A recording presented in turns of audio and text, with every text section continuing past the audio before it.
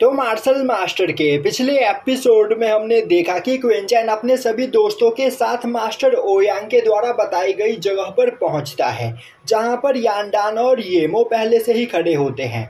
और अब वह सभी लोग मास्टर ओयांग के साथ एक फ्लाइंग शिप पर बैठकर 5 प्रिजन की ओर जाने लगते हैं। अब दिखाया जाता है कि उड़ते उड़ते उन लोगों का flying ship sea of destruction में पहुंच जाता है। और अब उस जगह को देखकर सभी लोग काफ़ी ज़्यादा डर चुके होते हैं, क्योंकि वहां पर चारों ओर तबाही ही तबाही होती है और आसमान से काफ़ी बड़े बड़े मीटियोर्स नीचे गिर रहे होते हैं। तभी डिसिंग बोलता है, मैंने इसके बारे में सुना था, यह हमारे वर्ल्ड और अपर वर्ल्ड के बीच का एक बॉर्डर है और इसे वुयू और सियासियू के बीच का पीक भी कहा जाता है। पर मैंने कभी नहीं सोचा था कि यह जगह इतनी ज़्यादा खतरनाक होगी। यह जगह सच में बहुत ही ज़्यादा डरावनी है और इस जगह पर सरवाइव कर पाना किसी के लिए भी बहुत ही ज़्यादा मुश्किल का काम है। वहीं पर यह सब कुछ देखकर ओल्ड मैन डाबी भी काफ़ी ज़्यादा डर चुका होता है और अब वह बोलता है, मास्टर क्विंचन, यह जगह सच में बहुत ही ज़्यादा खतरनाक है, तो क्या आप सच में अपने सभी दोस्तों के साथ यहाँ से आगे जाना चाहते हो? क्योंकि मेरे ख्याल से हमें आगे और भी कई सारी खतरनाक चीज़ें देखने को मिलेंगी। और तो और इस बॉर्डर को पार करने के बाद हम जिस जगह पर पहुँचेंगे उस जगह पर रहने वाले लोग जोंगजाओ सिटी से भी ज़्यादा पावरफुल होंगे। तभी क्विंचन बोलता है, अगर हम सभी लोगों को यहाँ पर ताकतवर बनना है तो हमें आगे बढ़ते रहना होगा। और मैं मानता हूँ कि यह जगह काफ़ी ज़्यादा खतरनाक है, इसीलिए मार्शल किंग रैलम से कम कल्टीवेशन का पर्सन इस जगह से आगे नहीं जा सकता है। और एक बार हम इस जगह को पार कर लेते हैं तो फिर हम एक ऐसी जगह पर पहुंचेंगे जहां पर हम अपनी कल्टीवेशन का यूज़ करते हुए हेवन और अर्थ दोनों की ही पावर को कंट्रोल कर सकते हैं।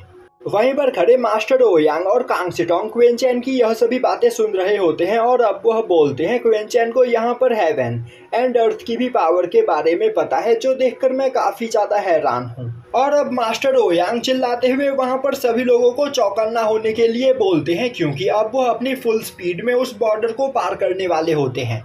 और अब उनकी फ्लाइंग शिप काफ़ी तेज़ी से ऊपर आसमान की ओर जाने लगती है, जो देखकर सभी लोग परेशान हो जाते हैं और वह लोग खुद को वहां पर बैलेंस करने की कोशिश करने लगते हैं। वहीं पर क्विंचन शिप में सबसे आगे खड़ा यह सब कुछ देख रहा होता है और अब कुछ ही देर में वह फ्लाइंग शिप उड़ते हुए बादलों से भी ऊपर आ जाता है। अब वहां पर चारों ओर सब कुछ शांत हो चुका होता है और अब फ्लाइंग शिप भी काफ़ी आराम से वहां पर ऊपर उड़ रहा होता है, जो देखकर सभी लोग शांत होते हैं। पर तभी वह सभी लोग नोटिस करते हैं कि आसमान में कई सारी लाइट की किरणें तैर रही होती है, जो देखते ही वांग क्वेमिंग क्विंचन से पूछता है कि मास्टर, आखिर वह लाइट किस चीज की है? क्विंचन उसे बताता है कि वह एक टेलीपोर्टेशन फॉर्मेशन है और उस फॉर्मेशन का यूज करते हुए ही हम यहाँ से सीधा वुयू में जा सकते हैं और वुयू में जाने की परमिशन बस कुछ गिने चुने लोगों को ही है। तभी मास्टर ओयांग उस फ्लाइंग शिप को वहां पर रोकते हुए अपने साथी टाओ से बोलते हैं कि तुम यहाँ से क्विंचन, येमो और यांडान तीनों को अपने साथ लेकर सीधा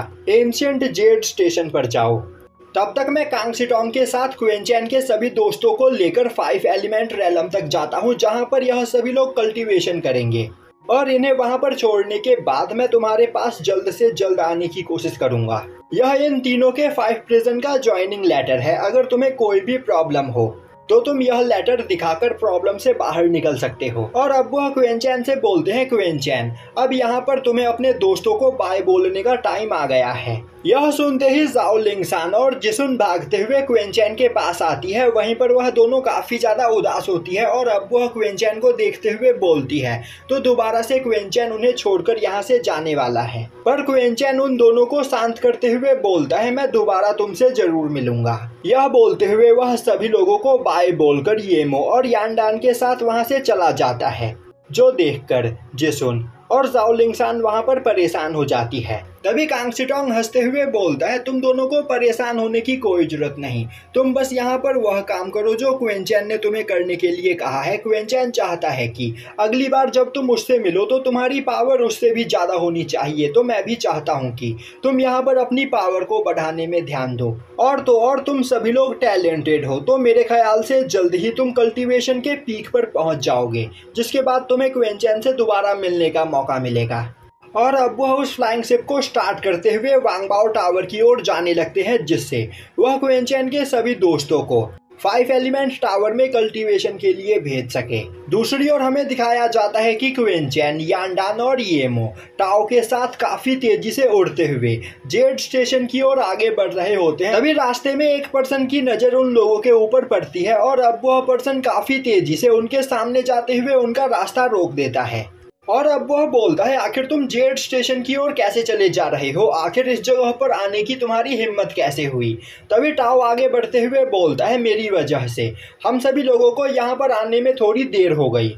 यह तीनों 5 प्रिजन टूर्नामेंट में जीतने वाले पर्सन हैं और यहाँ से सीधा 5 प्रिजन को ज्वाइन करने के लिए जा रहे हैं, तो हमें जेड स्टेशन के अंदर जाने दिया जाए। तभी वह पर्सन हंसते हुए बोलता है, तो तुम कहना चाहते हो कि यह तीनों कमजोर पर्सन वह पावरफुल जीनियस है जो 5 प्रिजन को ज्वाइन करने वाले हैं? क्या तुमने बेवकूफ़ समझ रखा है? जितने भी जीनियस लोग 5 प्रिजन को ज्वाइन करने वाले थे वह आज से कुछ महीने पहले ही यहाँ पर आ चुके हैं, और तो और यह तीनों इतने ज़्यादा कमज़ोर है, तो क्या तुम्हें सच में लगता है कि मैं तुम्हारी इस बात पर यकीन करूँगा? यह बोलते हुए वह पर्सन अपनी पावर को रिलीज़ करता है, जो देखते ही यांडान और येमो परेशान हो जाते हैं। तभी टाओ आगे बढ़ते हुए अपने पास से वह ज्वाइनिंग लेटर को बाहर निकालते हुए उस पर्सन को दिखाते हुए बोलता है, मास्टर ओयांग ने खुद इस जगह पर इन तीनों को चुना है और ये रहा इनका ज्वाइनिंग लेटर, तो तुम हमें यहाँ पर नहीं रोक सकते हो।